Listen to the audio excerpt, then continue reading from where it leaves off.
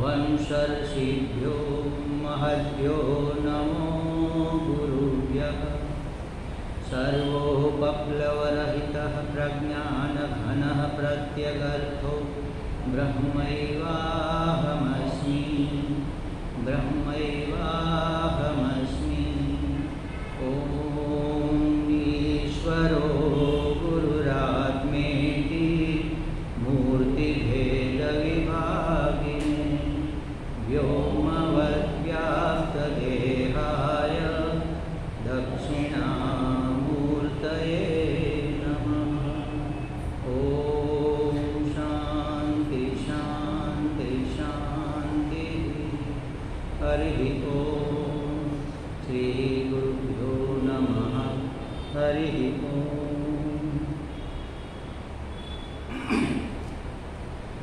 पहला थोड़ा सूत्रों पाठ करिए અને પછી એને સમજવાનો પ્રયત્ન કરીએ।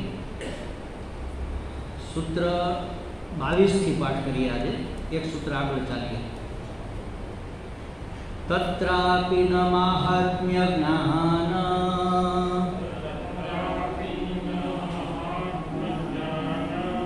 વિસ્મૃત્યપવાદઃ તદ્વિહીनं જારાણામિવ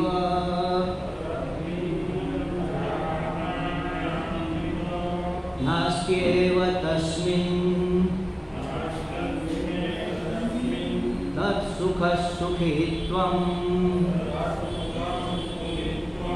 सा तु कर्मज्ञानयोगेभ्यः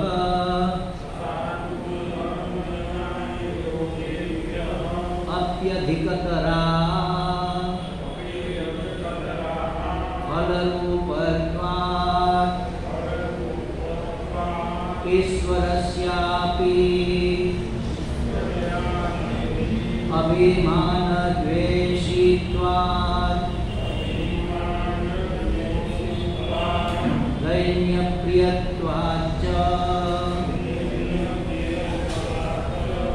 जो सुखे छे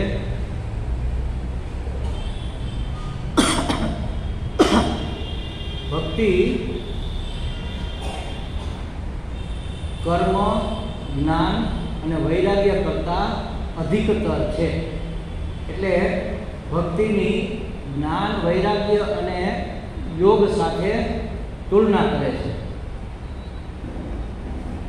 ભક્તિની જ્ઞાન વૈરાગ્ય અને યોગ સાથે તુલના કરે છે કે જ્ઞાન વૈરાગ્ય અને યોગની ભક્તિ સાથે તુલના કરે છે?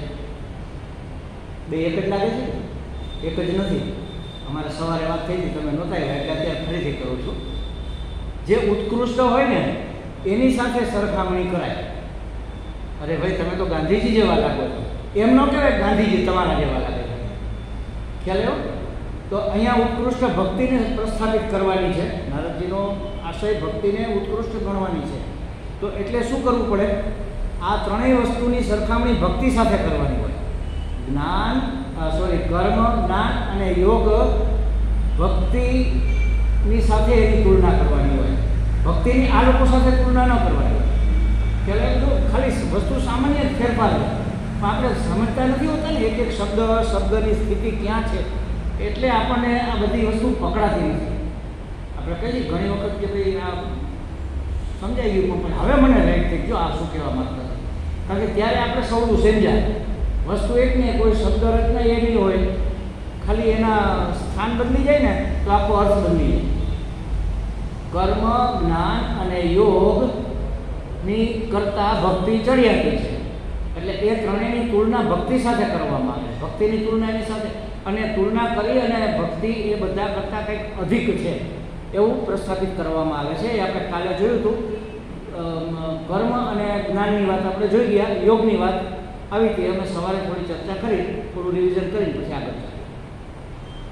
કર્મ કરતાં તો ભક્તિ ચડિયાતી છે, આપણે ચર્ચા થઈ. જ્ઞાન કરતાં પણ કઈ રીતે ચડિયાતી છે એની થોડી ચર્ચા થઈ. હવે કર્મ, જ્ઞાન અને યોગ કરતાં કઈ રીતે ચડિયાતી છે?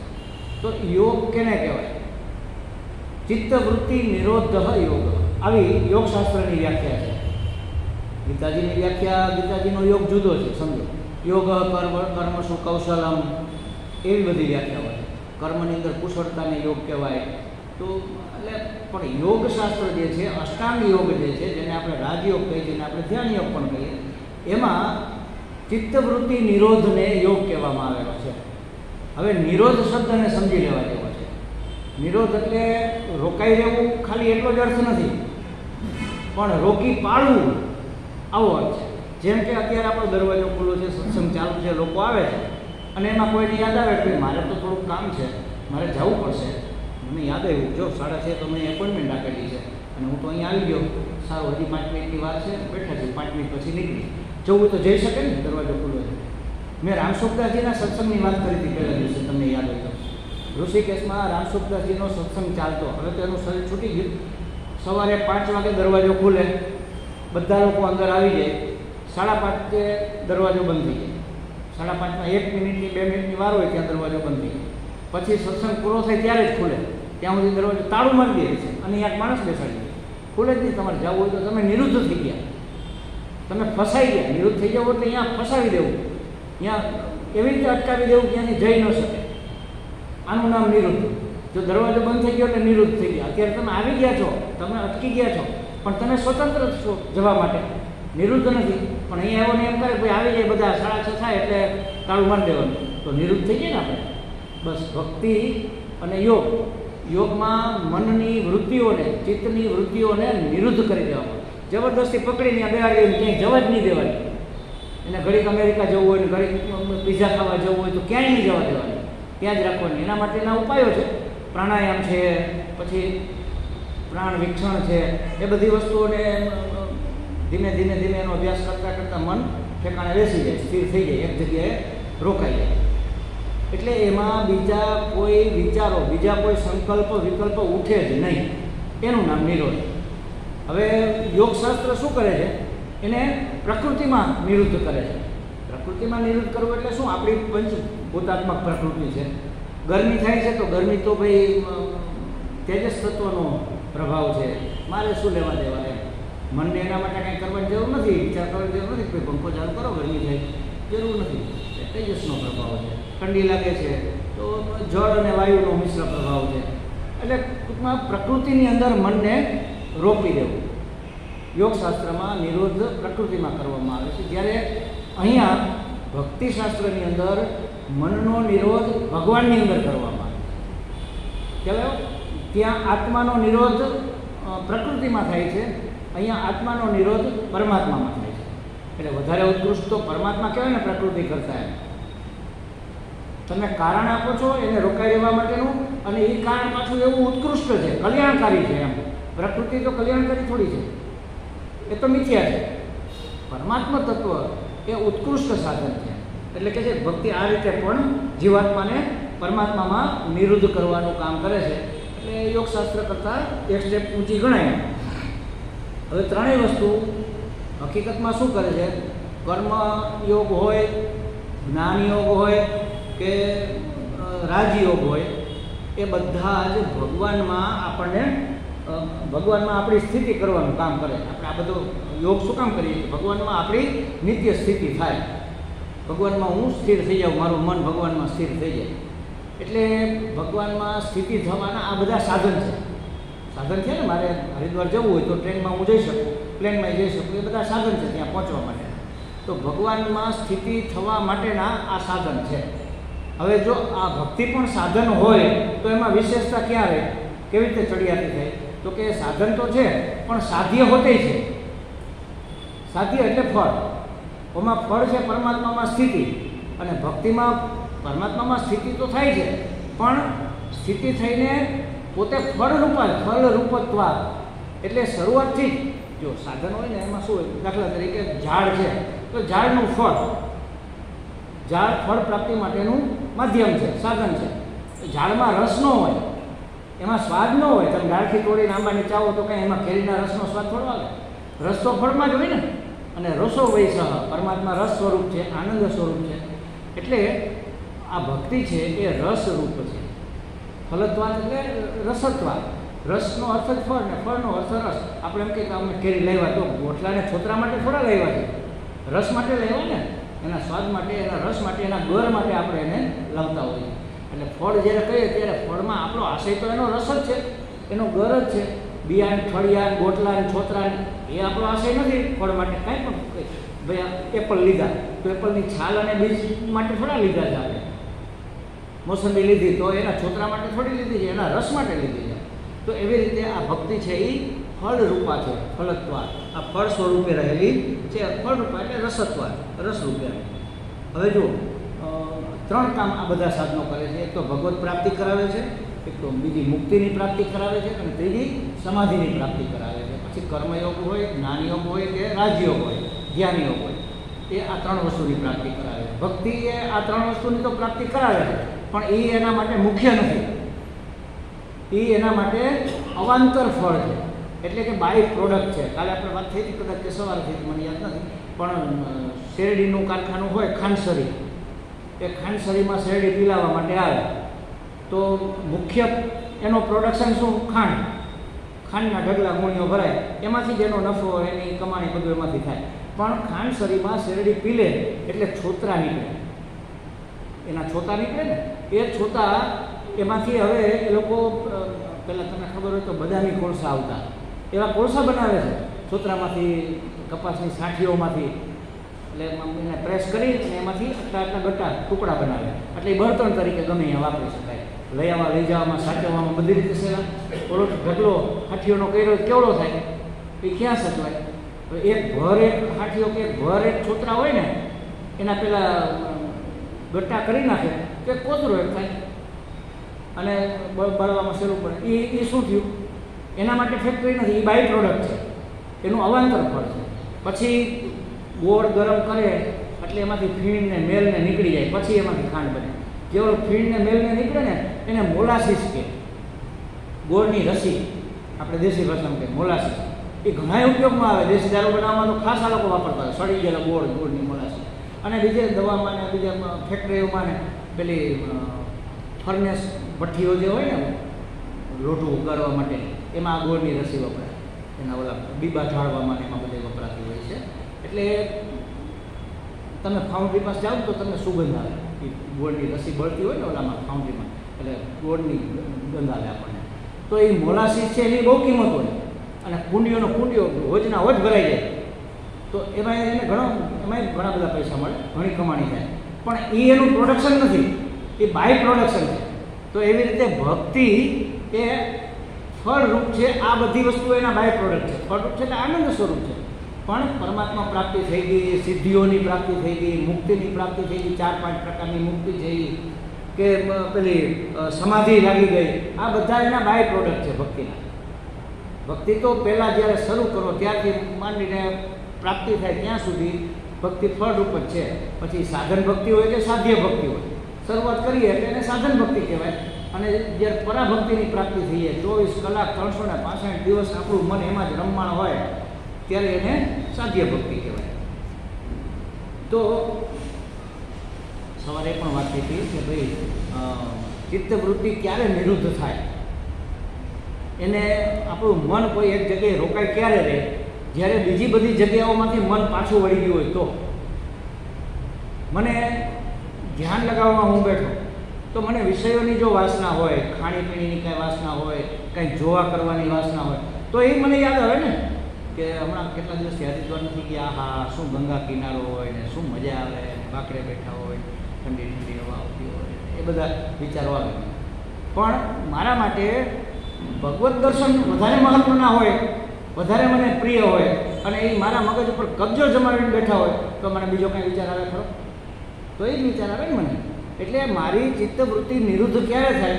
જ્યારે મને પ્રિયમાં પ્રિય વસ્તુ પ્રાપ્ત થાય. પ્રિયમાં પ્રિય વસ્તુ પ્રાપ્ત થાય તો એક સિક્કાની એક બાજુ થાય. બીજી બાજુ એ છે કે બાકીની વસ્તુઓ માટે મને વૈરાગ્ય થાય. જો એક બાળક હોય ને, એ દરિયા કિનારે આપણે ફરતા હોય તો આપણે પણ મોટા એવું કરતા હોય, બધા જાત જાતના રંગીન શંખલા અને ચીપલા ને કાંકરા ને પેલા હોય ને, લાલ ને લીલા ને પીળા ને, એ આપણે બધા ભેગા કરીએ. અને બાળક તો ખાસ કરીને આમ દોથા ભરીને ભેગા કરે, આમ હાથમાં એક મૂકો તો એક પડી જાય, એટલા ભર્યા હોય. પછી આવે આપણી પાસે, જો દાદા આટલા બધા હું જો આ બધા લઈ આવ્યો. હવે એ જોવે કે હીરો છે, માનો મોટી કોઈ ઉંમરના વ્યક્તિ હોય, આ બધા છપલા ને કાંકરા ને ભેગા કર્યા, શંખલા, પછી એને ખ્યાલ આવે પેલા હીરો છે. હવે આમાં હમાય એમ તો નથી, શું કરે? ઓલા કાંકરાને ફેંકી દે કે નહીં? કારણ કે હીરો મહત્વનો છે ને. આનાથી વૈરાગ્ય, કોનાથી રાગ? વૈરાગ્ય એને કહેવાય કે સંસારના વિષયો પ્રત્યે વૈરાગ્ય, એટલે કે રાગ ન હોય અને ભગવાનમાં અનુરાગ હોય, ત્યારે વૈરાગ્ય પૂર્ણ થાય. ખાલી વિષયોની વાસના છૂટી ગયો એટલે વૈરાગ્ય નથી થયો. વિષયોની વાસના તો છૂટવી જ જોઈએ, એનામાંથી રાગ તો નિવૃત્ત થવો જ જોઈએ, પણ ભગવાનમાં અનુરાગ થવો જોઈએ. કારણ કે મન રહી શકતું નથી ગમે એક બાજુ. તમે સંસારના વિષયોની વાસના છોડી દીધી અને પરમાત્મામાં તમારો રાગ ન થયો તો બધું વધારે ત્રિશંકુની જેમ લટકી પડે, ક્યાંય કોઈ વસ્તુની પ્રાપ્તિ ન થાય.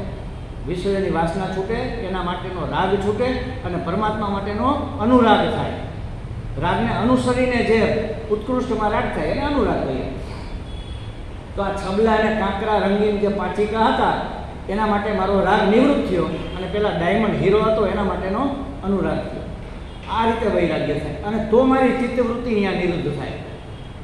વિષયોની વાસના સંસારની છૂટી જાય અને પરમાત્માની મને કિંમત સમજાય, અને એના માટે મને પરમ પ્રેમ જાગે. એમ પ્રાપ્ત કરવા જેવી વસ્તુ તો એ જ છે. આહા, એના સિવાય તો બીજું શું હોય?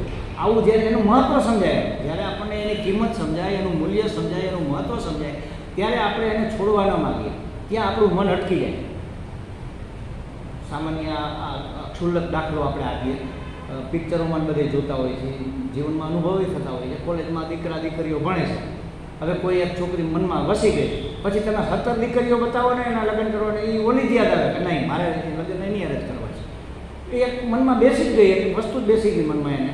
પછી એના કરતાંય સુંદર બીજી સ્ત્રીઓ હોય, એના કરતાંય ગુણિયલ, એના કરતાંય ખાનદાન કુટુંબ હોય, પણ એ જે રાજાને ગમે એ રાણી. કેવો છે ને રાજા, મન અહીંયા અટકી ગયું, મન નિરુદ્ધ થઈ ગયું. બસ એવી રીતે પરમાત્મામાં મન નિરુદ્ધ થઈ જાય. ક્યારે? જ્યારે ચિત્તવૃત્તિ બીજે ક્યાંય જાય નહીં ત્યારે. હવે આ ચિત્તવૃત્તિ 5 પ્રકારની હોય છે. આપણે આનો અનુભવ જીવનમાં કરતા જ હોઈએ છીએ, પણ એ 5 પ્રકારની ચિત્તવૃત્તિ 5મો પ્રકાર નિરુદ્ધ છે. એ છે, જુઓ, એક તો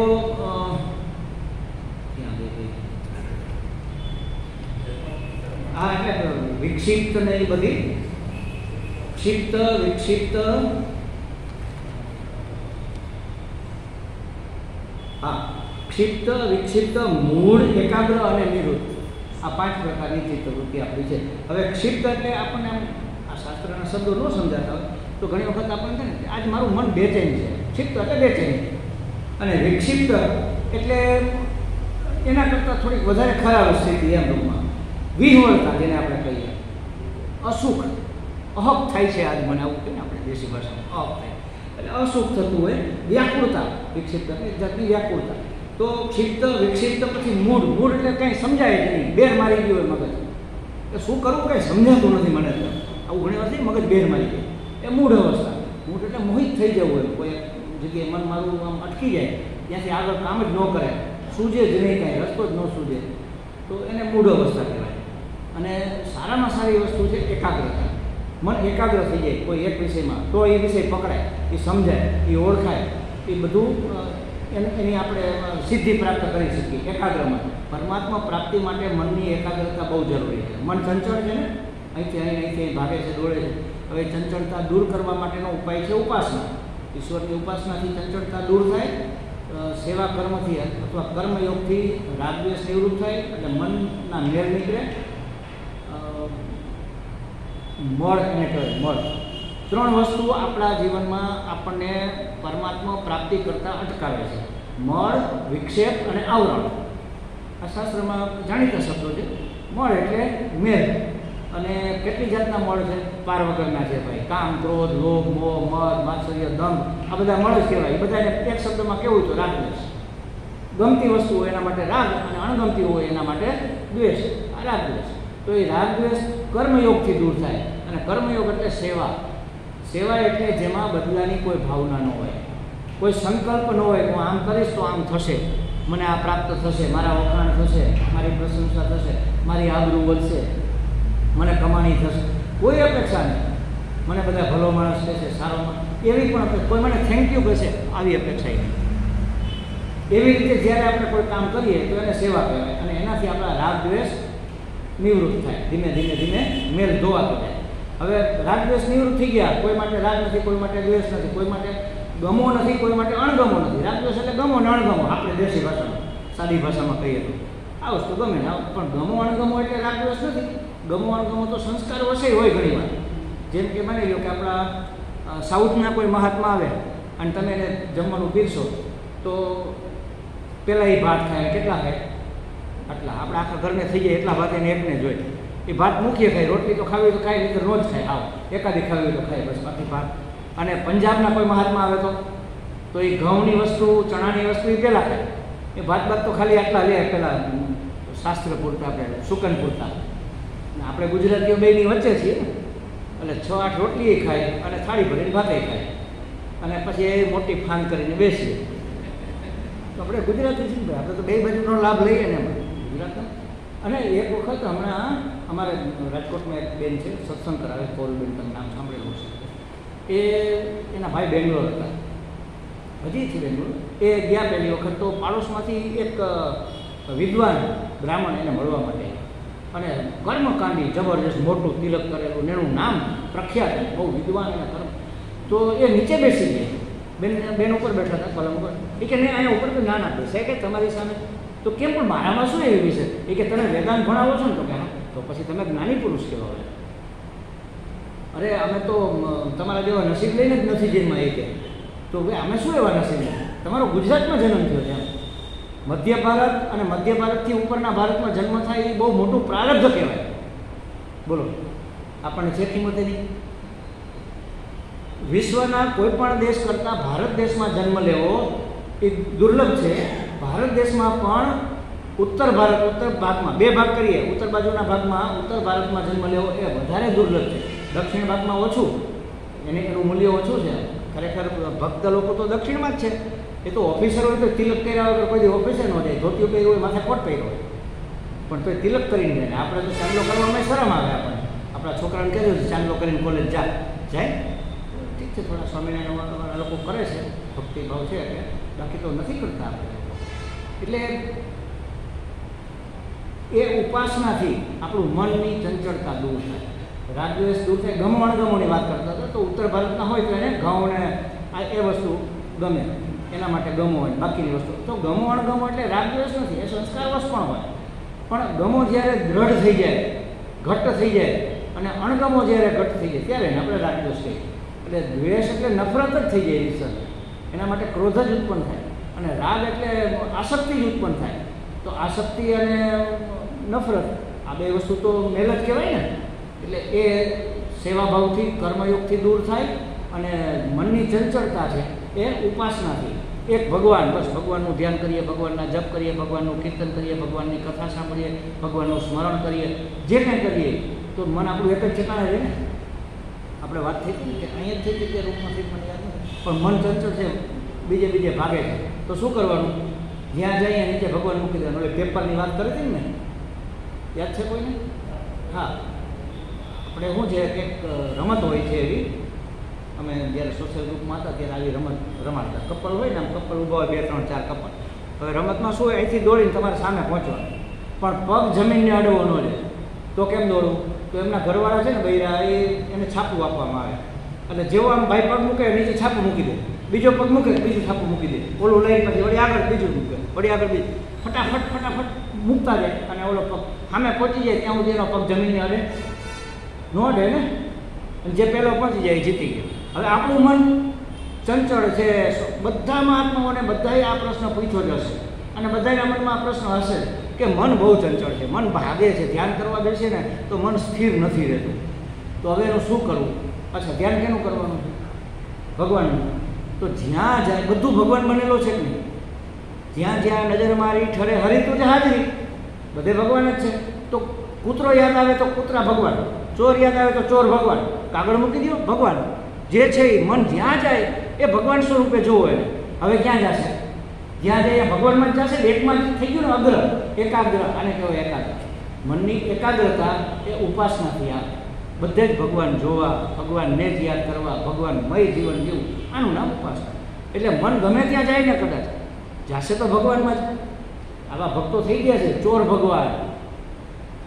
અને ભગવાને બધા મિનિએચર ફોર્મમાં આપણને સેમ્પલે આપેલા છો. કોઈ માણસ આપણા પર બહુ ગુસ્સાવાળો હોય ઓફિસમાં કે પાડોશમાં, તો આપણે સમજવાનું કે આ નરસિંહ અવતાર, ભગવાન નરસિંહ પ્રગટ થયા.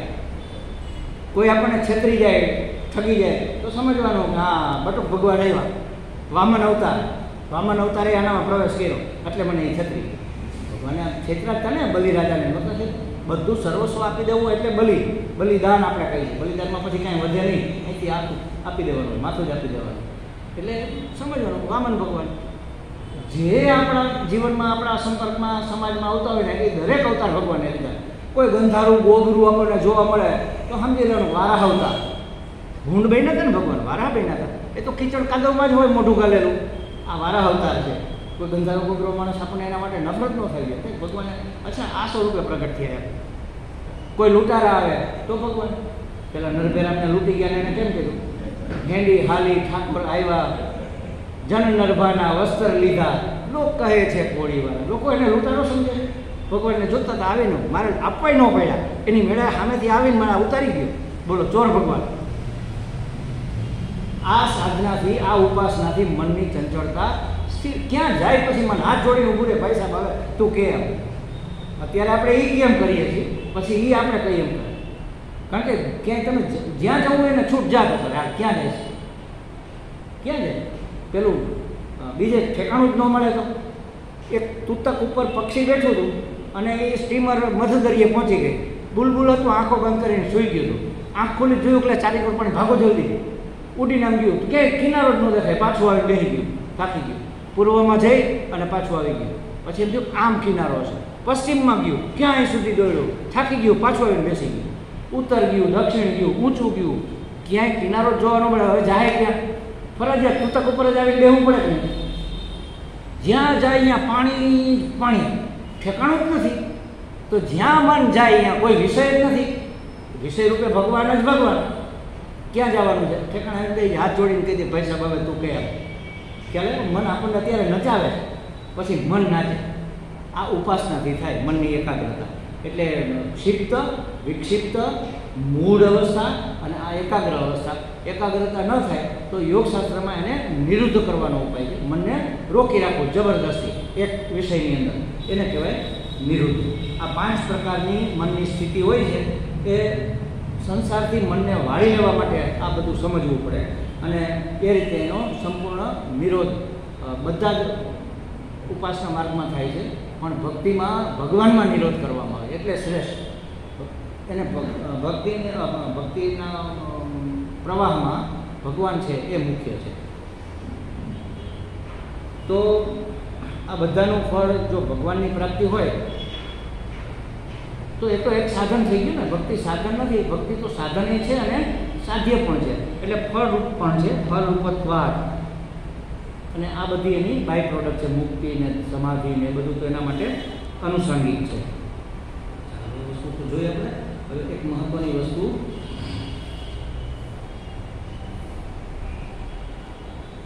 ભક્તિ હોય તો તમારો વૈરાગ્ય ટકે. એ આપણે સવારે વાત થઈ. કંટાળ્યા, કંઈક એવી ઘટના બની ગઈ, મન ઉઠી ગયું એટલે ઘર દ્વાર છોડીને હરિદ્વાર પહોંચ્યા. પણ હરિદ્વાર ગયા ને ત્યાં ખબર પડી કે અહીંયા તો કંઈ રહેવાનું બહુ મજા નથી આવતી, જમવાની કંઈ બહુ મજા નથી આવતી. ભાગો પાછા. એક ખાલી રહેવા જમવાની સગવડ ન મળે ને ત્યાં વૈરાગ્ય વરાળ થઈ જાય તરત. અમારે આવતા ભાઈ અમારે પંડ્યાજી મોરબીવાળા આપણી શિબિરમાં, હવે અત્યારે તો સંન્યાસી થઈ ગયા. હરિદ્વારમાં મારો કેમ્પ હોય ને એમાં આવે ને 2-3 દિવસ થાય ને 4 દિવસ થાય ને તે મારી પાસે આવે, સ્વામીજી આજે હું જમવાની આવું. કેમ ભાઈ શું નથી તબિયત કરો? ના, એ કે આ બધું ફીકું ફીકું આજે જરા બહાર જમવા જવાની ઈચ્છા છે. હવે તો સંન્યાસી થઈ ગયા તો પહેલાંની વાત. એટલે આવો ચટાકો 2-3 દિવસ તમને આશ્રમનું ખાવા મળે ને, સાત્વિક ભોજન, ત્યાં તો આપણે કંટાળી જઈએ. ના ના હવે કંઈક ચોટીવાલામાં જઈએ. અને જરા આમ ચટાકેદાર ખાઈએ એમ. હવે એ હરિદ્વારમાં તો મળે નહીં. વૈરાગ્ય ક્યાં ટકે? ઉડી જાય વૈરાગ્ય તરત. વૈરાગ્ય વરાળ થઈ જાય, રહે નહીં. જો એની કિંમત ન સમજાણી હોય ને, કારણ કે આ મહત્વનું નથી, રહેવાનું જમવાનું મહત્વનું નથી. જે મહત્વનું છે એ પકડો ને. આ સ્વામીજીનો સત્સંગ ચાલે છે, આવડો સરસ આટલો મોટો વિષય, આવો મસ્ત વિષય ચાલે, આવા સરસ મહાત્માઓ છે, આવો ગંગાનો કિનારો છે, આટલો સ્વચ્છ અને સુંદર આશ્રમ છે, સામે હિમાલય દેખાય, આટલી શાંતિ છે, અને વર્ષોથી અહીંયા સત્સંગ ચાલે, આના વાઇબ્રેશન કહેવાય. આ બધી વસ્તુ તમારા માટે મહત્વની નથી. જુઓ તમે વિચાર કરો, અમારે એક સાધકને અમે મોકલા હતા ત્યાં કોર્સ કરવા માટે. પછી વાત થઈ તો એટલા બધા વખાણ કરે, રૂમ કેવી, અરે રૂમ સ્વામીજી મને બહુ સરસ મળી, સાવ રસોડાની સત્સંગ હોલની નજીકમાં સામે, અને એક જણાને એક રૂમ, કોઈ સાથી નહીં, અને મસ્ત, આપણે આખા રૂમમાં આપણા સિવાય કોઈ નહીં, બહુ સારું. જમવાનું તો મને ભાવે છે, કંઈ વાંધો નથી. જમવાનું હું સાદું જ ઘરે ખાઉં છું, એટલે અહીંયા સાદું જોઈ છે, એમાં કંઈ વાંધો નથી. અચ્છા, કંઈ અગોળ બગોળ અરે હોય કંઈ, અહીંયા અઠવાડિયામાં 1 કે 2 વખત તો ભંડારો હોય, અને ભંડારો એટલે 32 ભાતના ભોજન હોય, ખાવા પીવાનું મસ્ત. અને એ કે દક્ષિણા તો પસ્તીની જેમ વેચાઈ જાય. બ્રહ્મચારી જે કોર્સ કરતા હોય ને એને દક્ષિણા આપે, સંન્યાસીઓને આપે, બ્રહ્મચારીને આપે. એ તો એ કે પસ્તીની જેમ વેચાઈ જાય, કેટલા પૈસા આવે છે. અને સ્થળ, અરે કેટલું સુંદર સ્થળ, આવો તો આશ્રમ જ ન હોય. ગંગાનો કિનારો, અને ગંગા માટે એને ખૂબ પ્રેમ હતો. આવો ગંગાનો કિનારો, સામે હિમાલય, આ બાજુ આશ્રમ, આવું ક્યાં મળે? ક્યાંય કોઈ ડિસ્ટર્બન્સ નહીં. થોડાક દિવસ થયા તો કે મારે કોર્સમાંથી વયું જવું નથી. કેમ, શું થયું? કે અહીંના લોકો બરોબર, પણ તમારે લોકોને તમારે શું લેવા દેવા છે? એ કે સાધકો છે પણ એકબીજાની ઈર્ષા કરે, જેને જે કરવું એ કરે. તમે ઉત્તમ, સૌથી શ્રેષ્ઠમાં શ્રેષ્ઠ વિદ્યા પ્રાપ્ત કરવા આવ્યો, બ્રહ્મ વિદ્યા, અને એ મળે છે. સ્થળ સરસ છે, રહેવાનું સરસ છે, જમવાનું સરસ છે, ઢગલા મોઢે દક્ષિણા, બીજું જોઈએ શું તમારે? તો કે ના, એ મને લોકોને આવો બિહેવિયર એ મને ન પાડે. આખા જગતને તમે સુધારવા નીકળ્યા કે તમારી જાતને સુધારવા નીકળ્યા? જુઓ, નથી ખબર પડતી. એક વસ્તુ આપણા મનની અનુકૂળ ન મળે એટલે આપણો વૈરાગ્ય ઉડી જાય. જો મને બ્રહ્મ વિદ્યાની કિંમત સમજાણી હોય, ચિન્મયાનંદજીનું પેલું પિક્ચર છે, જોયું છે ને? તમે બધા જોયું હશે. નીકળ્યા, શિવાનંદજી મહારાજે કીધું કે ભાઈ તમારે, એને કીધું મારે ઉપનિષદને શાસ્ત્ર ભણવા છે, તો તમે તપોવનજી પાસે જાઓ. ક્યાં એવું સરનામું આપ્યું? ત્યારે કંઈ વાહન નહોતા, હાલીને જવાનું. કેટલા દિવસે હાલીને પહોંચ્યા, રાતના ઠંડીમાં ઠીંગરાય, આમ ગુફા જેવું એમાં ઘૂસીને સૂઈ જાય, સવારે ઉઠીને પછી જાય. ત્યાં પહોંચ્યા તો મહારાજ તો હતા નહીં, નદીએ નાવા ગયા હતા, બેઠા, સાંભળી ન જોયું, એની કુટિયામાં વયા ગયા મહારાજ. આવી એ તો બાર પથરા ઉપર બેઠા છે. થોડોક ઝટકો લાગે ને, અપમાન થાય કે ભાઈ હું આટલે દૂરથી એવું પૂછતાય નથી, ભાઈ કોણ છો, શું કામ આવ્યા છો, કેનું કામ છે, કાંઈ. તો થોડીક વાર પછી રાહ જોઈએ, સારી વાત, કારણ કે કિંમત હતી ને બ્રહ્મ વિદ્યાની, એટલે રાહ જોઈ. મહારાજ બાળક, બોલો ભાઈ શું આવ્યા? તો કે મહારાજ હું આ ભણવા માટે. કોણે મોકલ્યા? શિવાનંદજી મહારાજ. ચિઠ્ઠી લેવા છો? તો કે ના, લાવ, જાઓ લઈ આવો. આટલું હાલીને આવ્યા, પાછા ચિઠ્ઠી લેવા જાઓ. બીજું હોય કેમ કે મારે કાંઈ ભણવું નથી તમારું, આટલા કિલોમીટર અને આ પહાડમાં કેટલી રાતો થઈ, એ તો ગયા પાછા. ગયા જઈને શિવાનંદજી મહારાજને કે કેમ પાછા આવ્યા? તો મને કીધું ચિઠ્ઠી લઈ આવો. એટલે શિવાનંદ મહારાજ હસવા મીના. એ કે કાંઈ વાંધો નહીં, હું સમજી ગયો શું છે એની પાછળનું કારણ. એણે ચિઠ્ઠી લખી દીધી, કાલે ચિઠ્ઠી લખી દો, જાઓ. લઈને પાછા ગયા એટલે મહારાજે પૂછ્યું ને ચિઠ્ઠી લેવા કે નહીં લેવા. આવી ગયા, બેસો, જો હું ભણાવીશ, એક જ વખત ભણાવીશ, બીજી વખત નહીં ભણાવું, યાદ રાખજો બરોબર. પાઠ કર્યા વગર ક્લાસમાં નહીં બેસવા દઉં. મને પૂછતા નહીં, ભાઈ આ સ્વામી ઓલું તમે સમજાવ્યું હતું, ભૂલાઈ ગયું, ભૂલાવવું ના જોઈએ, બેસે. મારે જો ચિઠ્ઠી એની કંઈ જરૂર નહીં. અરે જરૂર નથી તો હું કામ મોકલા હતા? આટલા કિલોમીટર હાલીને દુઃખી થઈને ગયા, શું કામ મોકલા? ખબર પડી એની તત્પરતા કેવી છે, બ્રહ્મ વિદ્યા પ્રાપ્ત કરવાની ચટપટી લાગી છે કે નહીં, ખ્યાલ આવ્યો? તો એ માણસ ભણે અને એ ચિન્મયાનંદી થાય. પેલા દેવો અને દાનવોને ખબર પડી કે બ્રહ્માજીએ એક વિદ્યા એ જાણે છે, જેને પ્રાપ્ત કરી લેવાથી બધા જ લોકના બધા જ સુખના સ્વામી આપણે બની જાય. તો કે આપણે વિદ્યા ભણવા જાય. તો કે આટલા બધા આપણે કેમ જાય? દેવો બધા ક્યાં જાય તો કંઈ ચાલે નહીં. તો કે કામ કરો, આપણા પ્રતિનિધિ તરીકે આપણા જે રાજા છે ને ઇન્દ્ર, એને મોકલો. દાનવોને ખબર પડી તો કે આપણો રાજા વિરોચન છે, એને મોકલો. તો ઇન્દ્રને વિરોચન બે આવ્યા. તો બ્રહ્માજીને પાસે આવીને પ્રણામ કરીને કે મહારાજ અમે બ્રહ્મ વિદ્યા શીખવાય. સારું, જાઓ ગૌશાળામાં કામ કરો. અરે છાણવાસી દાન, આપણો સામાન્ય પ્રમુખ હોય ન કરે, રાજા હોય ન કરે, આ તો દેવો ને દેવોનો રાજા. તમે વિચાર કરો, એને છાણવાસીનું કરવા મોકલી દીધા. અને 1-2 દિવસ નહીં, 32 વર્ષ 32 વર્ષ છાણવાસીનું કર્યું, પછી બોલાવ્યા કે આવો દી શું જોઈએ તમારે? તો કે મહારાજ તમે કીધું હતું ને કે ભાઈ આ વિદ્યાની પ્રાપ્તિ કરે, પરમ પુરુષની પ્રાપ્તિ કરે તો એ પરમ પુરુષ તો કે તમારી જમણી આંખમાં છે, જાઓ. જમણી આંખમાં બેઠો છે એ પરમ પુરુષ છે. બોલે શું કરું જમણી આંખમાં? હવે અહીંયા તો કંઈ આશ્રમમાં તો કંઈ હરીસા વરીસા તો હોય ને, એટલે એકબીજાની આંખમાં જોયું. હું તમારી આંખમાં જોઉં, તમે મારી આંખમાં જો, શું દેખાય? તમારી આંખમાં મારો ફોટો દેખાય, મારી આંખમાં તમારો ફોટો દેખાય. સમજી ગયા બસ. આ શરીર જે દેખાય છે ને એ જ પરમ પુરુષ છે. એટલે વિરોચન તો હાલતો થઈ ગયો. એણે જઈને પોતાનો વાત શરૂ કરી દીધો, ખાઓ પીઓ મોજ કરો, ખર્ચ કરીને પણ ઘી પીવો, બસ આ જ પરમ પુરુષ છે, માના સિવાય કાંઈ નથી. ઇન્દ્રને તો દેવતા હતો ને, થોડીક દૈવી સંપત્તિ હોય, અડધે જઈને વિચાર્યો કે ના આવું ન હોય યાર, આ તો આંખમાં તો ગમે એ વસ્તુ દેખાય, અને દેખાય પાછી લુપ્ત થઈ જાય, આવે ને જાય, નિત્ય ન હોય, સત્ય ન હોય. પાછો આવ્યો એટલે મહારાજ પણ આમાં મને સંશય છે, જાઓ ગૌશાળામાં કામ કરો. બીજા 32 વર્ષ અંતઃકરણ શુદ્ધિ કરવી પડે ને, બીજા 32 વર્ષ કરીને પછી આવ્યા, બોલાવ્યા આવો. પછી એને કીધું કે જરા દાઢી બાઢી નખ બધું વધી ગયા છે, એ સાફસૂફ કરો, અને જરા શણગાર બણગાર તમે આવ્યા ત્યારે જે મુગુટ પહેરો તે બધા પહેરી અને જુઓ તમારું મોઢું જુઓ આ પાણીની કુંડીમાં જોયું તો સુંદર શરીર દેખાણું. એટલે તોય સમજાણું નહીં. પાછા આવ્યા. આવી રીતે 105 વર્ષ ગૌશાળામાં છાણવાસીદા કર્યા, અને ત્યારે એને આ વસ્તુની સ્પષ્ટતા થઈ. એને જે વિદ્યા આપી એ જ વિદ્યા આપણે અહીંયા પંખા નીચે બેસીને આજે ભણીએ, હાવ મફતમાં. અને એ વર્ષ દેવોના વર્ષ, આપણા વર્ષે નહીં. 105 વર્ષની સાધનાથી જે એને પ્રાપ્ત થયું એ આપણને ખાલી વરસાદમાં છત્રી લઈને આવવું પડે તોય તકલીફ પડે છે, કેટલામાં પ્રાપ્ત થઈ જાય છે. એની કિંમતો હોય તો બાકીના બધા જ વિષયો માટે વૈરાગ્ય થાય, નિકટ ન થાય. મેં જ્યારે આ પ્રવાહમાં હું આવ્યો ને, જ્યારે મેં સંસાર છોડ્યો તો મારા મિત્રોએ મને કીધેલું, પ્રિન્સિપલ હતો એટલે બધા બીજા ઓફિસરો મિત્રોએ કે સાહેબ તમારી નોકરીને 22 જ વર્ષ થયા, 4 વર્ષ ખેંચી નાખો ને, 26 વર્ષ થાય તો પેન્શન પૂરું મળે, 26 વર્ષે પૂરું પેન્શન મળે. હવે 4 વર્ષ ક્યાં વધારે? મેં 4 વર્ષની ક્યાં તમે કથા કરો, હું 4 કલાક બગાડવા તૈયાર નથી. કેટલું જીવન બરબાદ કરી નાખ્યું યાર. અને હવે તમે હજી 4 વર્ષ મને આમાં ઘાંચીના બળદની જેમ હજી ફેરવવા માંગો?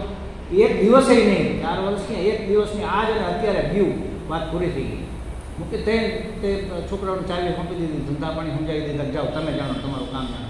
મારા દીકરાને કહી દીધું તમે વ્યવહાર કરજો, નીચે પાર્કિંગમાં કુટિયા બનાવીને નીચે રહેવા જતા રહ્યા, બસ. કોઈ એને કાંઈ લેવા દે નહીં, કોઈને અહીંયા જવાનું નહીં, દાળો ખરખરો લગ્ન પાર્ટી કોઈ દેવાયની ઘરે બેસવો, બધું જ બંધ, આના સિવાય કાંઈ નહીં. સમજાય ગઈ વસ્તુ, તમને કિંમત સમજાય પછી આ બધા કાકરાને કોણ પકડી રાખે યાર? આનું નામ વૈરાગ્ય કહેવાય. આ દ્રઢ વૈરાગ્ય આવી રીતે દ્રઢ થાય, મૂલ્ય સમજાય. આપણને તો મૂલ્ય આપણને લાગે છે કે સમજાણું છે, પણ સમજાણું નથી. સમજાણું હોય તો આમ હવે આપણી આવી દશા ન હોય, 24 કલાક આપણને એના સિવાય કંઈ સૂજે નહીં. એક એક શબ્દ જ્યાંથી મળે ને ત્યાંથી આપણે આમ પકડી લઈએ સીધો. પેલું લોહ ચુંબક કેમ ખેંચી લે, કેમ એ વસ્તુને ખેંચી લે, આપણું અંતઃકરણ એને ખેંચી લે. આપણે તો પ્રારબ્ધ વરસાદ ભગવાને કૃપા કરી છે એટલે ભાવનગરમાં જન્મ થયો, અને નજીકમાં અહીંયા રહ્યા એટલે રામદાસમાં આપણને દર 15 દિવસે એક નવા મહાત્માનો સત્સંગ મળે છે. કેવા ઉત્કૃષ્ટ મહાત્માઓ, કેવું ઉત્કૃષ્ટ શાસ્ત્ર. અને હજી આપણો ઉદ્ધાર ન થતો હોય તો ક્યાંક લીકેજ છે, 2-4 જગ્યાએ કાં હશે, ક્યાંક હજી આપણી વાસના ક્યાંક જોડાયેલી છે. એ જ્યારે નિવૃત્ત થશે અને પૂરો વૈરાગ્ય થશે થઈ જશે. આમાંય ખોટું નથી, આમાં કંઈ એકેય ઘા નકામો જતો નથી. ટીપે ટીપે સરોવર ભરાય જ છે. એક દિવસ છલકાશે ખરું, ભરાય છે તો છલકાશે ખરું, ઓવરફ્લો થવાનું જ છે, એમાં છૂટકો જ નથી આ વખત. ઘણા વખત સુધી મેં સાધના કરીને પછી મેં સ્વામીજીને વાત કરી, ફોન કર્યો. મેં કહ્યું સ્વામીજી આટલા વર્ષ થઈ ગયા, 5-7 વર્ષ થઈ ગયા હતા, અને હું 24 કલાક આના સિવાય કાંઈ કરતો નથી, મારા રૂમની બહાર જ નથી નીકળતો. વોકિંગ કરવા જાવ ક્યારે ખબર છે? સવારે 4 વાગે, 4 થી 5, એટલે કોઈ ભણનો દીકરો સામ જ ન મળે. રોડ ઉપર તમે વોકિંગ કરીને આવી જાવ, કાળું કૂતરું જ મળે નહીં. કોઈક મળે તો બોલાવે ને, મૌન, અને અંદર ઘૂસી જવાનું પાછું. ઉપર બધા રહેતા હતા, ઘરની એક ચાવી રાખી હતી. 3 વાગે ઉઠીને ખોલીને ચાનો કપ એટલે કોફી બનાવીને પી અને તાળું મારીને પાછો નીચે આવતો, પાછો મારો દરવાજો બંધ. કોઈ આવે નહીં, જાય નહીં. સાંજે એક ટાઈમ જમવાનું હોય, 1 કલાક સાંજે જવાનું ઉપર, બસ બાકી બહાર નીકળવાનું નહીં. તો મેં કીધું આટલું બધું કરીએ છીએ, સ્વામીજીને પૂછીને આગળ સાધના. મેં સ્વામીજી હજી કાંઈ બહુ આમ ખાસ અસર થતી હોય એવું કેમ લાગતું નથી? અને સ્વામીજીએ એવો સરસ જવાબ આપ્યો કે થશે બેટા, ધીમે ધીમે બધું થશે, થતું જ હોય, આપણને ખ્યાલ ન હોય. તમે લિફ્ટમાં ચડી ગયા છો ને, 12મા માળે પહોંચશો, 1 મિનિટ પછી, 2 મિનિટ પછી, 12 મિનિટ પછી લિફ્ટમાં ચડી ગયા છો ને, એલિવેટરમાં ચડી ગયા ને, એક વખત તમને પહોંચાડશે, તમે પહોંચવાના જ છો. ટ્રેનમાં બેસી ગયા, સ્ટેશન આવવાનું જ છે, શું કામ ચિંતા કરો છો? બસ તમારું ચાલુ રાખો. થતું જ હોય છે, પણ કેટલા પળ ચડાવીને આપણે આવ્યા છે એની ખબર નથી. એક એક પળ દરરોજ ઉકળે, એક એક સત્સંગથી, એક એક સ્વાધ્યાયથી, એક એક પ્રયત્નથી પળ ઉખડતું જાય. પણ કેટલી લહેર આપણે ચડાવી છે, પેલા ડુંગળીના ગાંઠિયાની જેમ પળ ઉપર કેળના થળની જેમ. જેટલા પળ ઉખેડો નીચેથી બીજું નીકળે, કોબીજની જેમ. કોબી હોય ને, પત્તા કોબી, ગમે એટલા પાંદડા કાઢો ને નીચે બીજું પાંદડું નીકળે, વળી કાઢો વળી નીકળે. કોઈનો દડો નાનો હોય તો ઓછા પાંદડા હોય, કોઈનો દડો મોટો હોય તો વધારે પાંદડા હોય. આપણે હું લઈને આવ્યા છે ખબર નથી. એટલે એની સામે જોવાનું નહીં, એનો વિચાર કરવાનો નહીં, લાગી જવાનું બસ ઊંધું કાલીને. એક વખત મેં કીધું હતું ને, રામકૃષ્ણ પરમહંસને કોઈએ પૂછ્યું કે મહારાજ પરમાત્મા પ્રાપ્તિ કેવી રીતે થાય? તો કે તારા પ્રશ્નમાં જ જવાબ રહેલો છે. તો કે મેં તો પૂછ્યું પરમાત્મા પ્રાપ્તિ કેવી રીતે થાય, આમાં ક્યાં જવાબ છે? લાગી જાય કે પણ શેમાં લાગી? કેવી રીતે થાય, કેવી રીતે થાય, કેવી રીતે થાય, બસ થઈ જશે. આમ તત્પર, આનું નામ તત્પર. લગન લાગવી જોઈએ, ચટપટી ઉપડવી જોઈએ તો પ્રાપ્ત થઈ જાય. ભગવાન તો રાહ જોઈને બેઠો છે, હાથ ખેલાવીને બેઠો એ કે તું એક ડગલું તો હાલ, હું 99 હાલીશ. આપણે જેટલા ડગલા હાલીએ એના અનેક ગણા ભગવાન આપણી સામે આવે છે. કારણ કે એ તો વર્ષે જ છે, આપણે ખાલી અભિમુખ થવાનું છે. તપેલી સીધી કરો તો પાણી તો અંદર આવવાનું જ છે વરસાદ. અભિમુખ થવા પૂરતી વાત છે. પણ એ ક્યારે થાય? જ્યારે આપણને આ બ્રહ્મ વિદ્યાનું મૂલ્ય સમજાય તો આ વૈરાગ્ય ટકે. એટલે કહે છે કે ભક્તિ છે એ પરમાત્માની પ્રીતિ છે એક જાતની, અને એવી પ્રીતિ છે, અને એટલા માટે એ બધા કરતાં ઉત્કૃષ્ટ છે. પરમાત્મા માટેનો પ્રેમ, જો આપણે પહેલાં જ ભક્તિની વ્યાખ્યા જોઈ હતી ને, પરમ પ્રેમ રૂપા. ભક્તિ એટલે કેવી?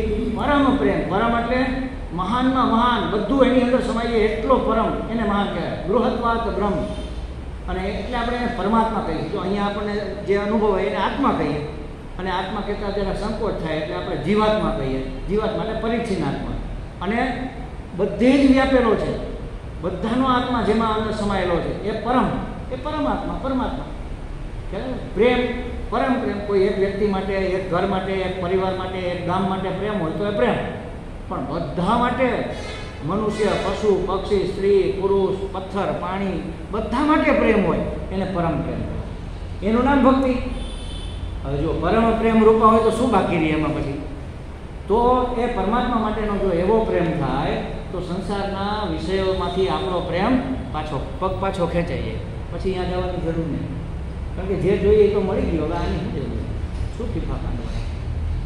મારા ભાઈ હશે ને એને વિચાર, આ નવા છે ને હમણાં તો, એટલે એને વિચાર આવતો હોય કે આ બીજા બધા સ્વામીજી માતાજીઓ મને ખબર નથી, પણ એને થતું હોય કે આ મારા જ કહેવાય કે આખો દિવસ અંદરને અંદર જ હોય. હું સવારે ખાલી નાસ્તો કરવા નીકળું ને ત્યારે વોકિંગ કરી લો કલાકે, સાંજે જમવા જવાનું હોય ત્યારે આવીને 1 કલાક હોલમાં વોકિંગ કરે, પછી મારો દરવાજો જ ન ખુલે.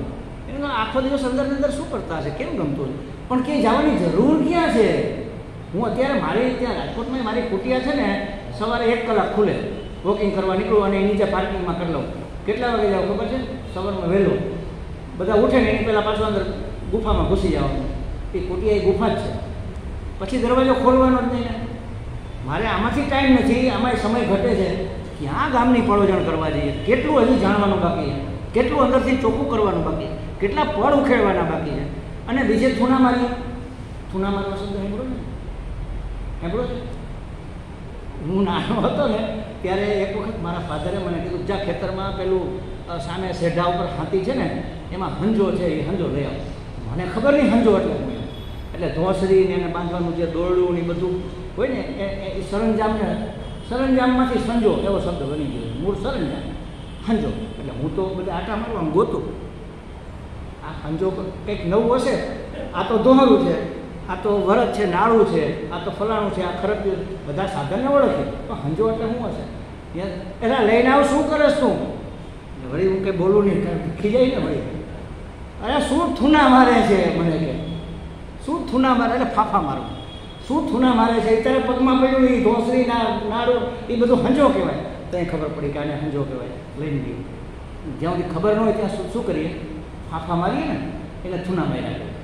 હવે જો પરમ પ્રેમ, પરમાત્માનો પ્રેમ આટલો આનંદદાયક, અખંડ એક રસ આનંદદાયક હોય તો વિષયોમાં કોણ થૂના મારે?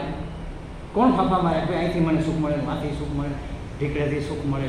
એ બધા તો છેતરામણા સુખ છે. આવીને જતા રહેશે અને જાશે એમના લુખે લુકા લઈ જાય, કેટલું લઈને જશે, દુઃખ દઈને જશે. એ ચોટે ને તો કાંઈ ચામડે ઉખેડી લે.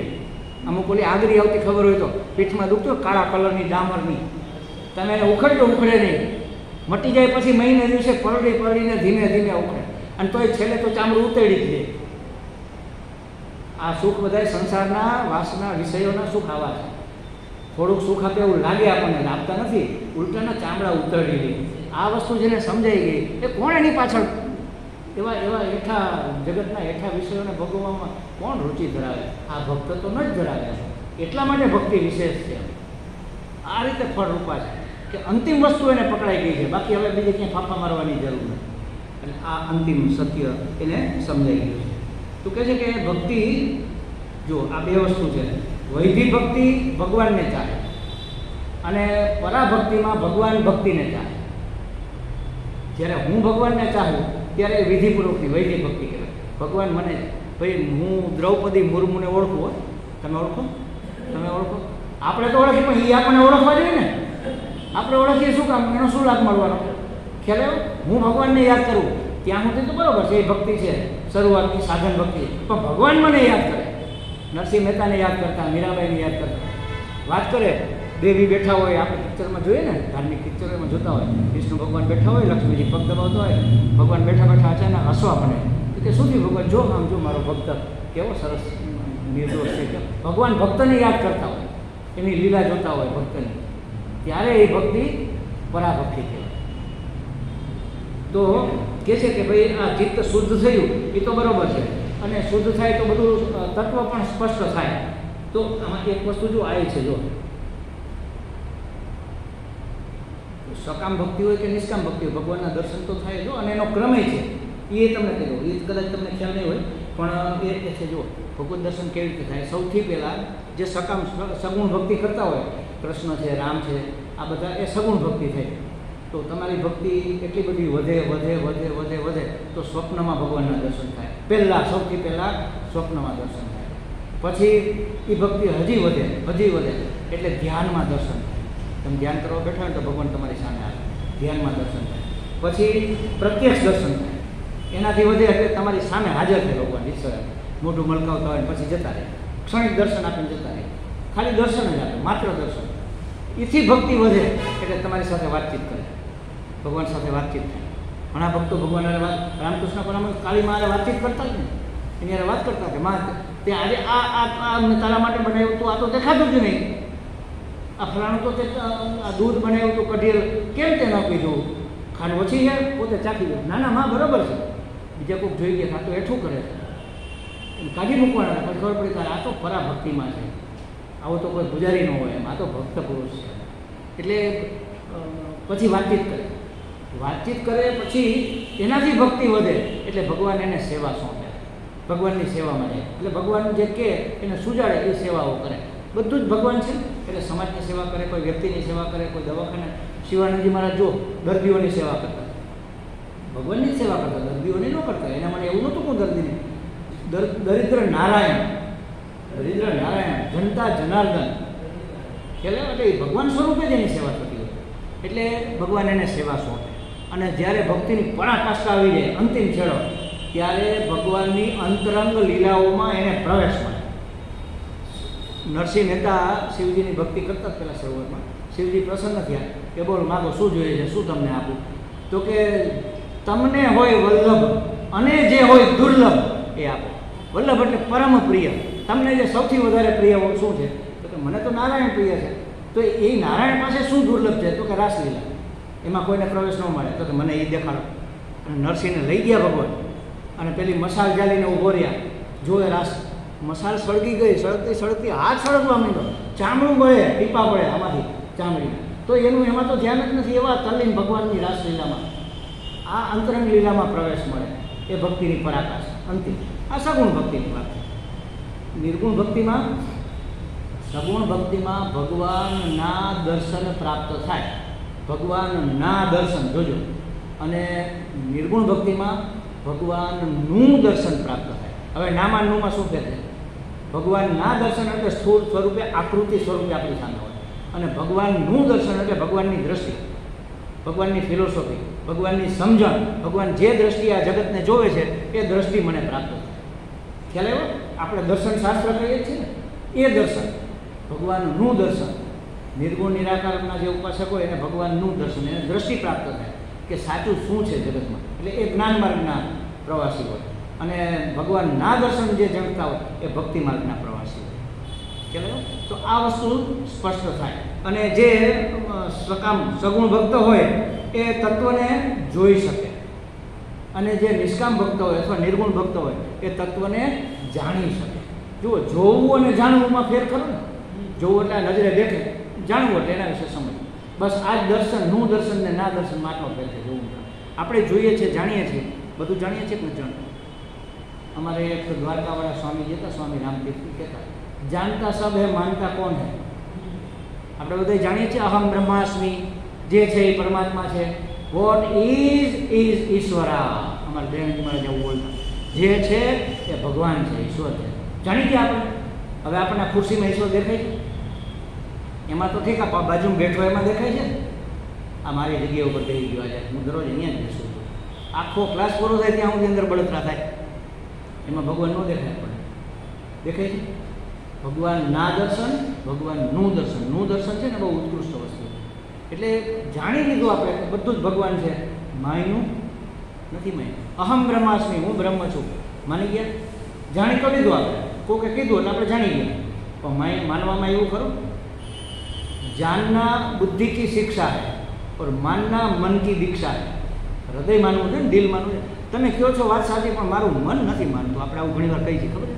તમે કહો છો મને ખબર છે વાત સાચી છે કે ભાઈનો એવો નથી એવો આશય, પણ મારું મન નથી માનતું. હું ત્યાં નહીં આવું. મન ન માનતું હોય આપણું. જાણતા હોય તો માનીએ નહીં. કારણ કે જાણવાનું બુદ્ધિમાં થાય, માનવાનું મનમાં થાય, હૃદયમાં. મન એટલે હૃદય.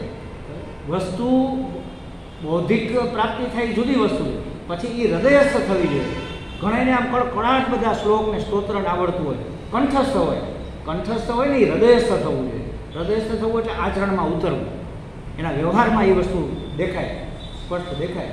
એ બધા સાથે કેવો વ્યવહાર કરે, બધાને ભગવાન આપણે સમજીએ તો આપણને કોઈની ઈર્ષા થાય.